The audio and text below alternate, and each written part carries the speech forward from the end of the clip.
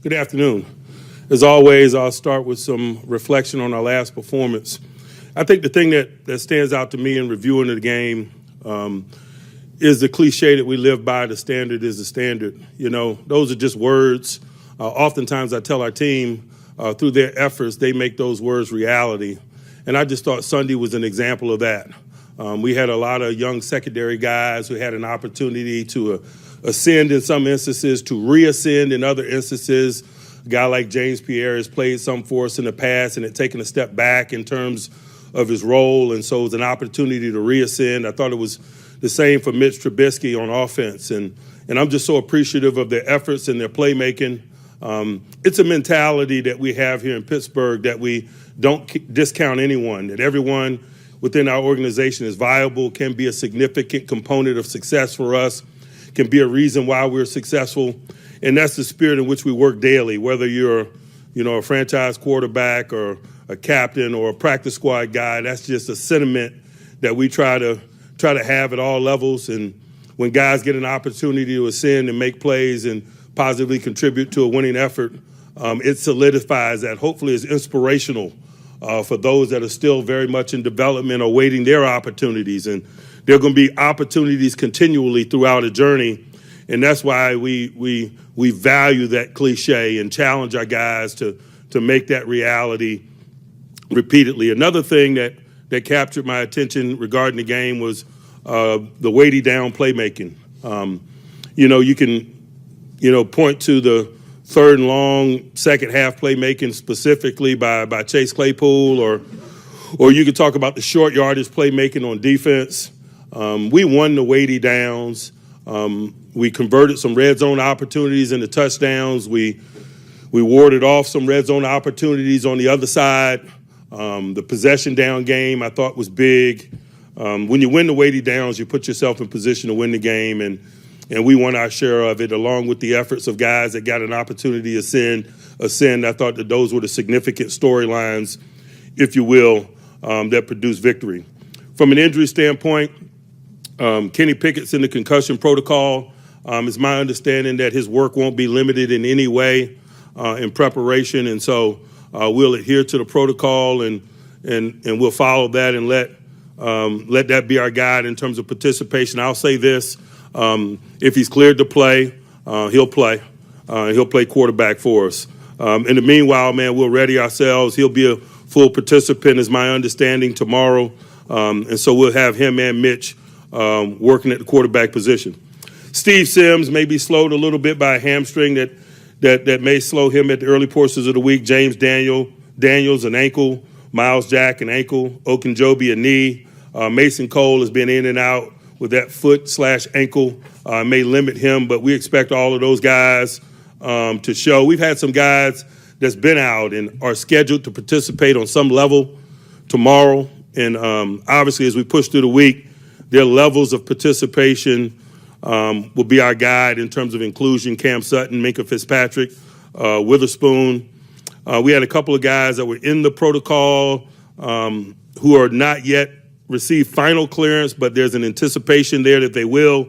Levi Wallace and Freiermuth, both guys scheduled to participate fully tomorrow and go through some procedural things that will put them on the other side of the protocol and lean them toward participation as we get ready for the weekend. Now, from the Dolphins' perspective, I'll start with the Dolphins' defense. Man, they are an attacking group. They're a blitzing group. They do a really good job of staying close to people. They're very good at playing man-to-man. Xavier Howard is a signature guy on the back end that kind of leads that charge. Jerome Baker is an all-situations second-level linebacker. That's a good sideline-to-sideline tackler, good blitzer, good cover guy. He's really a man for all circumstances. His versatility really allows them to be multiple in terms of the fronts and things that they provide you. His athleticism allows him to do a lot of things: cover people, blitz, play underneath zones. He's a really good and versatile player, but all their linebackers they got a nice division of labor of people that you have to deal with. Roberts is a run-stopping first and second down guy who gets after people really well up front. For them, Wilkins is a really talented guy. Davis is a load. The interior bigs up front going to create some serious challenges for us. They're good on the edge. They got quality people on the edge as well. Melvin Ingram obviously is a new acquisition for them and playing quite a bit for them on the edge as well. But for us, it's about minimizing negativity, and oftentimes they create negativity with a myriad of blitz packages and things that they run. We got to keep that off of ourselves. We got to keep our quarterback position clean and upright. We got to keep penalties at a minimum. I just thought that was a negative a week ago. The penalty element in our offensive line set us back in some possessions, puts us behind the chains, and forget about plays. Those are possessions. When you get a holding call and you go 1st and 20 or 2nd and 20 or what have you, there's a strong likelihood you're going to lose not only that down, but that possession. And so they do some things that create negativity, man. We got to be at our best to minimize it, and we got to find opportunities to make plays in the midst of that. Whenever you're in a hostile environment, prime time, maintaining possession of the ball, fluid communication, whether it's coach to player or player to player. Some of the things that happen prior to the snap offensively are going to be a challenge for us. We got to ready ourselves in that way. On the offensive side of the ball, man, they've done an awesome job of acquiring some very dangerous players. Tariq from Kansas City obviously is a vertical threat.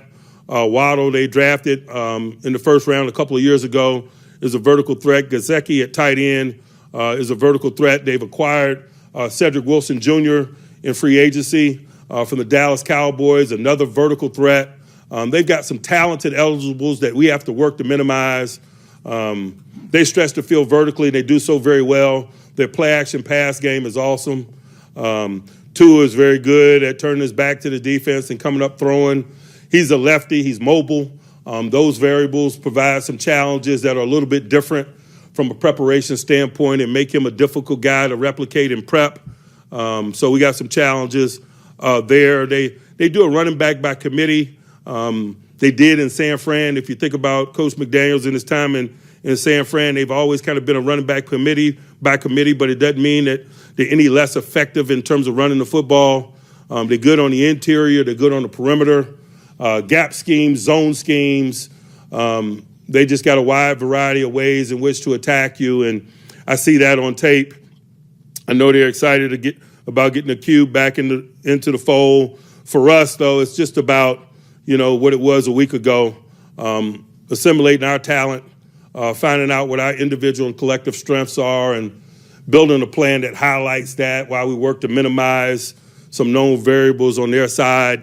Road game venue, hostile environment, we anticipate that and doing what's required to prepare ourselves for that. So that being said, man, I'll pause and open it up for questions if you have any, or maybe you want to talk to me about what Ryan Clark said this week. Either way, I'll give the floor to you guys now. Mike, when you talk about the weighty downs that you saw on defense and you looked at the film, what was the key for all those short yardage stops? Was it Ogunjobi, Cam, or what? We moved the front a little bit. I probably think that helped. Oftentimes when you're in short yardage circumstances in a hostile environment, it's challenging for the offense. The lack of use of cadence and some of the things that their offense had to deal with. I think it's reasonable to expect your defense to be stout in home game environments and short yardage, but don't want to slight the efforts of guys like Larry O and Cam and Wormley. They did a good job of winning the blades of grass battle up front. As you watched the tape, what did you like from Mitch in that fourth quarter? What was he doing better? Just his aggressive pursuit of victory. Mike, when you look at the quarterback situation for Sunday, I know you said Kenny will play if he's cleared to play. Just what went into the decision to stick with Kenny, especially after the way that Mitch came in and played in relief? It's really just not a lot to talk about. We're not going to blow in the wind. We're going to be somewhat steady. I've been consistent in my messaging regarding decision-making in that position. I think it helps those that are playing. I think it helps the team in terms of who to follow, and we're not going to flip the script now. With somebody in concussion protocol, no matter the position, do you have to get, and if he's able to practice, you have to get the backup more snaps just in case? It just depends on what they've been cleared to do from a participation standpoint. Oftentimes someone's in the protocol and they've got complete clearance in terms of full participation, and so you let them participate. Sometimes it's limited, and you limit their participation. When it's limited, obviously it provides additional opportunities or reps for others. And so he's been given full clearance from a participation standpoint relative to his position, and so he'll take all of his reps tomorrow unless something changes. Mike, given all that's happened with the league involving concussions recently with two and so on, who ultimately makes the final call? Is it an independent guy from the league or your team of doctors here? We feel extremely comfortable about our medical experts in that area, and I've been consistent in my messaging in that regard, and it has no bearing on what's been transpiring with the Joneses or other people around the National Football League. We just feel real good about our expertise. I mean, people from all over the world in football and other sport entities come to Pittsburgh to see our people. And so we'll continue to lean on their expertise and follow their lead from a decision-making standpoint. And the things that are going on currently has little bearing on my mentality in that regard. I just got that level of confidence in our people and what we do. Mike, you were pretty adamant about your guys wearing the Guardian caps in preseason and training camp, and you've had them wearing them for padded practices. Just what about that technology and that addition just makes you be so committed to continuing to wear it? Again, I was very clear at the outset of this journey in that regard. When the medical experts' opinions regarding its effectiveness changed, then so did my attitude.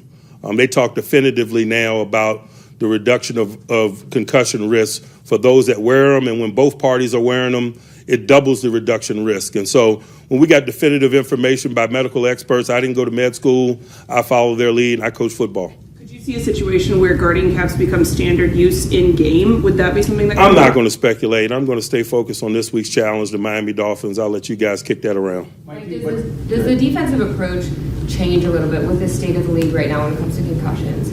Does not from our standpoint.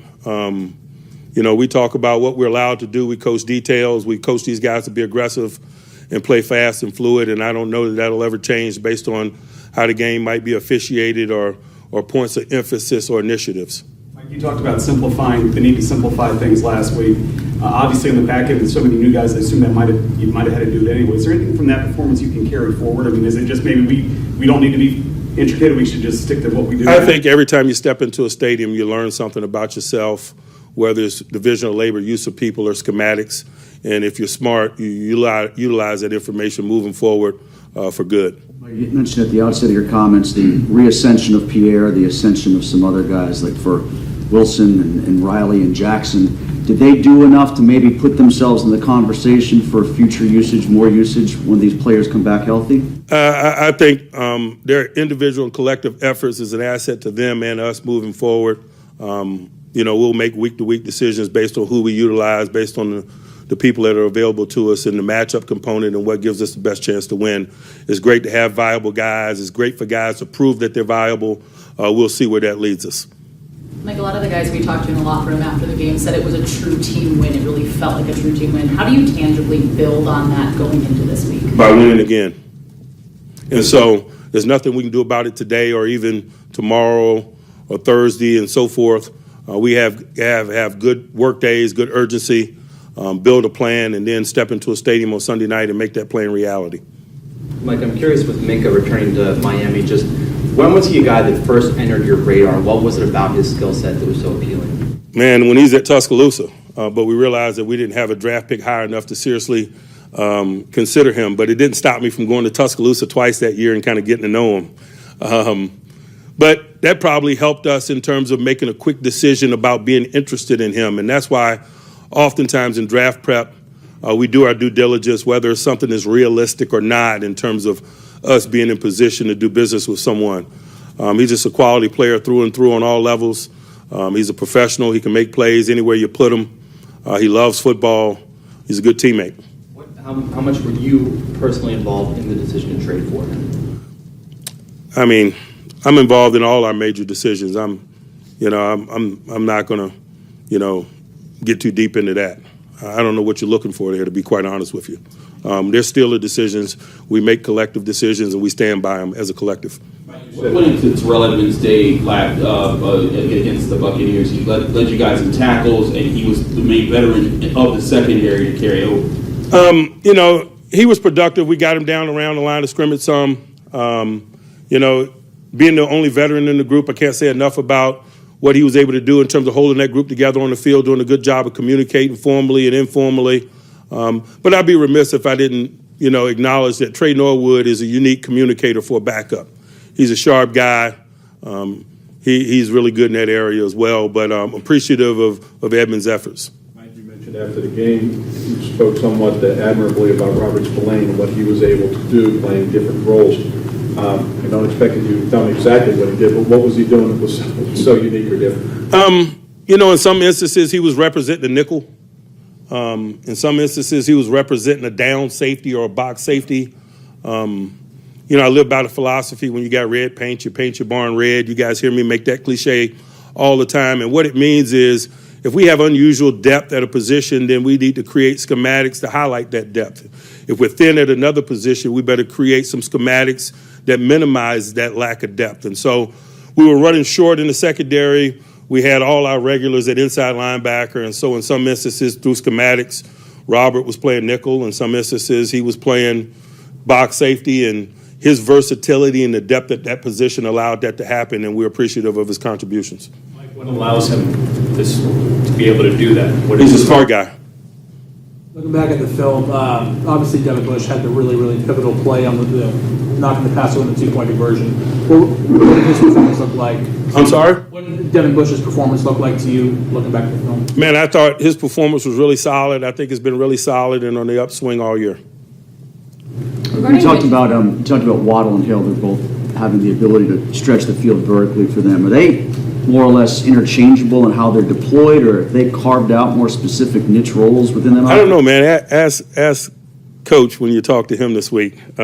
Still at the point of development of our plan where we're trying to gain an understanding of how they divide the labor up and what it all means. It's just still too early in the week to answer that probably appropriately at this juncture. We got so many hours ahead of us in terms of getting to familiarize ourselves with those guys, not only because they're a non-division opponent, but as you mentioned, some of those guys are new to that environment. They got a new coaching staff, and so, we better familiarize ourselves before we speak too quickly. Mike, would you say when you looked at your defense's performance, they were communicating, they were playing aggressively, was a big part of that also them not having as much of a workload compared to some games where they're coming off games where they're playing 80 to 100 snaps? A defense has no bearing or control over how they get on the field. They got all the control of how they get off the field. That's the mindset that we instill in Pittsburgh. And so I don't care if they're playing 85, 90 snaps like they played week one and they played well, or they played a limited number of snaps. The number of snaps is irrelevant. How they get on the field is irrelevant. They got all the control of how they get off the field. That's the mindset that we live by.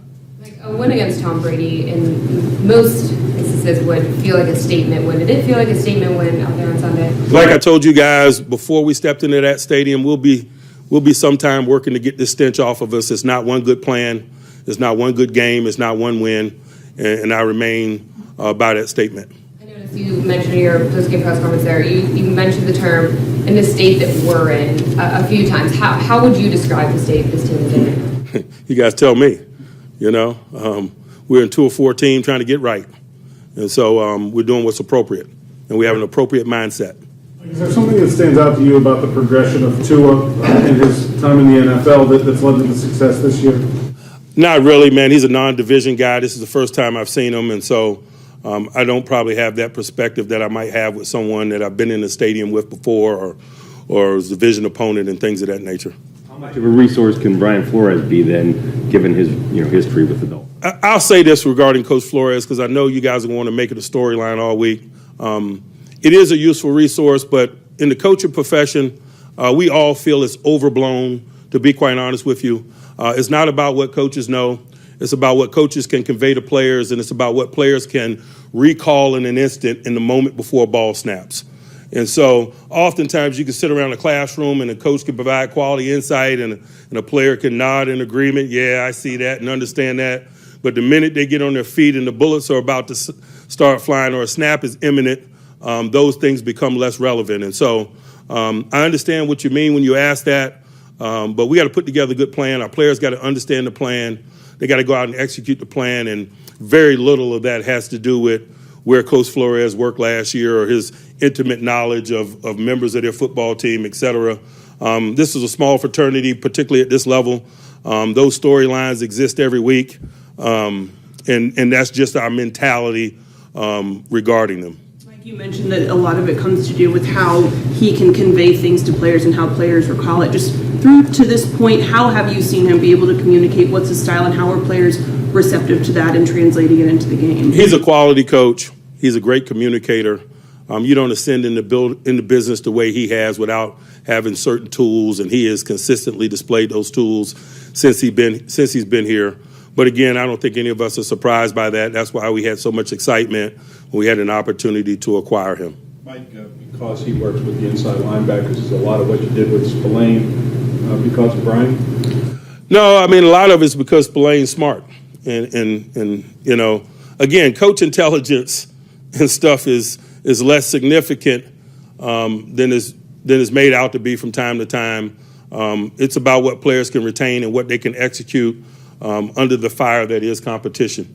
It's probably the most important variables when you start talking about coaches' contribution to planning and play, and particularly from a familiarity standpoint.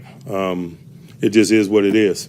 Like you said, coaches play, face teams they used to work for all the time in the league, but this is the first time this has happened where the guy that works for a team is in a legal action against the other team. I know, does that come up at all? It does not. Is there any feeling, It is not.